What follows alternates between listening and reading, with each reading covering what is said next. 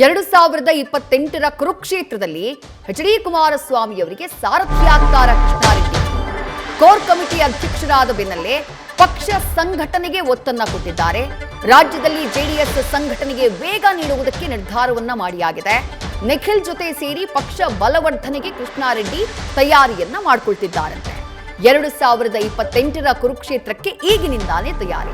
ಡೀಟೇಲ್ಸ್ನ ಮಂಜುನಾಥ್ ನೀಡ್ತಾ ಹೋಗ್ತಾರೆ. ಮಂಜುನಾಥ್, ಜೆಡಿಎಸ್ ಮುಂದೆ ಸವಾಲುಗಳು ನೂರಾರಿದ್ದಾವೆ. ಕೋರ್ ಕಮಿಟಿ ಅಧ್ಯಕ್ಷರಾಗಿರುವಂತಹ ಕೃಷ್ಣಾರೆಡ್ಡಿ ಅವರ ಪ್ಲಾನ್ ಏನಿದೆ ಅಂತ ಹೇಳಿ.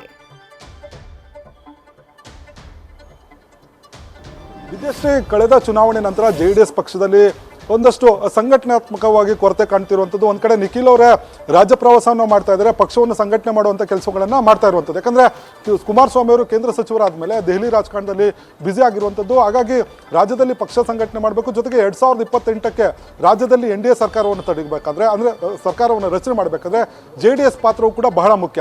ಆದರೆ JDSನಲ್ಲಿ ಒಂದಷ್ಟು ಗೊಂದಲಗಳು, ಜೊತೆಗೆ ನಾಯಕರಲ್ಲಿ ಪರಸ್ಪರ ಹೊಂದಾಣಿಕೆ ಕಾಣ್ತಾ ಇತ್ತು, ಹೊಂದಾಣಿಕೆ ಸಮಸ್ಯೆ ಕಾಣ್ತಾ ಇತ್ತು. ಈ ಹಿನ್ನೆಲೆಯಲ್ಲಿ ಏನು ಕೋರ್ ಕಮಿಟಿ ಅಧ್ಯಕ್ಷರನ್ನೇ ಬದಲಾವಣೆ ಮಾಡಿ ಕೃಷ್ಣಾರೆಡ್ಡಿ ಅವರನ್ನು ಈ ಒಂದು ಸ್ಥಾನಕ್ಕೆ ಕುಮಾರಸ್ವಾಮಿ ಅವರು ತಂದಿರುವಂಥದ್ದು.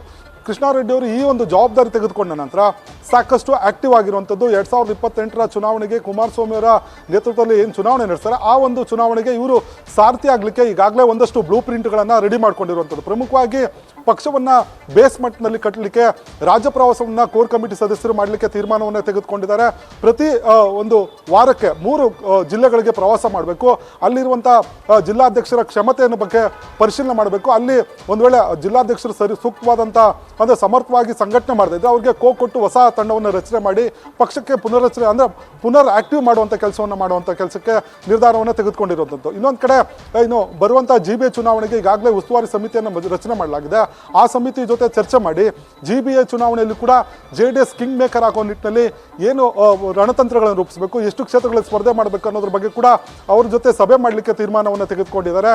ಜೊತೆಗೆ ಮುಂಬರುವ 4 ವಿಧಾನಸಭಾ ಕ್ಷೇತ್ರಗಳು, ಅದೇ ವಿಧಾನ ಪರಿಷತ್ ಚುನಾವಣೆ ಇದೆ, ಆ ಚುನಾವಣೆಯಲ್ಲಿ ಕೂಡ BJP ನಾಯಕರ ಜೊತೆ ಸಮನ್ವಯ ಸಾಧಿಸಿ 4 ಕ್ಷೇತ್ರಗಳನ್ನು ಗೆಲ್ಲೋ ನಿಟ್ಟಿನಲ್ಲಿ NDA ಒಂದು ಅಂದರೆ 4 ಕ್ಷೇತ್ರಗಳನ್ನು ಗೆಲ್ಲಬೇಕು. ಆ ನಿಟ್ಟಿನಲ್ಲಿ ಒಂದಷ್ಟು ಪ್ಲಾನ್ಗಳನ್ನು ಮಾಡಿಕೊಂಡಿರುವಂಥದ್ದು. ಇದೇ 22ಕ್ಕೆ ಒಂದು ಸಭೆಯನ್ನು ಕೂಡ ಕರೆದಿರುವಂಥದ್ದು. ಒಟ್ಟಾರೆ ಹೇಳೋದಾದರೆ ಏನು ಕೃಷ್ಣಾರೆಡ್ಡಿ ಅವರು ನಿಖಿಲ್ ಮತ್ತು ಕುಮಾರಸ್ವಾಮಿ ಅವರ ನೇತೃತ್ವದಲ್ಲಿ ಚುನಾವಣೆ ಫೇಸ್ ಮಾಡ್ತಾರೆ, ಅವರಿಗೆ ಸಾರಥಿಯಾಗಿ ನಿಂತು ಪಕ್ಷವನ್ನು ಮುನ್ನಡೆಸೋದಕ್ಕೆ ಬೇಕಾದಂಥ ಮತ್ತು ಪಕ್ಷ ಸಂಘಟನೆಗೆ ಬೇಕಾದಂಥ ಎಲ್ಲ ಒಂದಷ್ಟು ಪ್ಲಾನ್ಗಳನ್ನು ಮಾಡಿಕೊಂಡು ಪಕ್ಷಕ್ಕೆ ಹೊಸ ಟಚ್ ಕೊಡೋದಕ್ಕೆ ಒಂದಷ್ಟು ರೂಪುರೇಷೆಗಳನ್ನು ಮಾಡಿಕೊಂಡಿರುವಂಥದ್ದು. ವಿದ್ಯಾಶ್ರೀ, ಥ್ಯಾಂಕ್ ಯು ಮಂಜುನಾಥ್ ತಮ್ಮೆಲ್ಲ ಡೀಟೇಲ್ಸ್ಗೆ.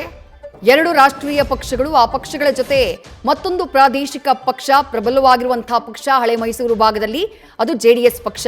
ಕೋರ್ ಕಮಿಟಿಯ ಅಧ್ಯಕ್ಷರ ಬದಲಾವಣೆಯಾಗಿದೆ. ಸದ್ಯ ಕೃಷ್ಣಾರೆಡ್ಡಿ ಅವರು ಕೋರ್ ಕಮಿಟಿ ಅಧ್ಯಕ್ಷರಾಗಿದ್ದಾರೆ. ಹಾಗಾಗಿ ಮುಂಬರುವಂತಹ ಲೋಕಲ್ ಬಾಡಿ ಎಲೆಕ್ಷನ್ ಏನಿದೆ ಅದರ ಜೊತೆಗೆ 2 ವರ್ಷ ಕಳೆದ್ರೆ ವಿಧಾನಸಭೆ ಚುನಾವಣೆಯೇ ಬಂದುಬಿಡುತ್ತೆ. ಅಷ್ಟರ ಒಳಗಾಗಿ ಪಕ್ಷ ಸಂಘಟನೆಯಾಗಬೇಕು, ಪಕ್ಷದ ಬಲವರ್ಧನೆಯಾಗಬೇಕು, ಪಕ್ಷಕ್ಕೆ ಹೆಚ್ಚಿನ ಕಾರ್ಯಕರ್ತರನ್ನ ಸೇರ್ಪಡೆಗೊಳಿಸುವಂತಹ ಕೆಲಸ ಆಗಬೇಕು. ಆ ನಿಟ್ಟಿನಲ್ಲಿ ನಿಖಿಲ್ ಕುಮಾರಸ್ವಾಮಿ ಹಾಗೆ HDKಗೆ ಸಾಥನ್ನ ಕೊಡೋದಕ್ಕೆ ಕೃಷ್ಣಾರೆಡ್ಡಿ ಕೂಡ ಪ್ಲಾನ್ ಅನ್ನ ರೂಪಿಸಿಕೊಂಡಿದ್ದಾರೆ. ನ್ಯೂಸ್ ಫಸ್ಟ್, ನಿರ್ಭೀತಿಯಿಂದ ನಿಮ್ಮ ಪರವಾಗಿ.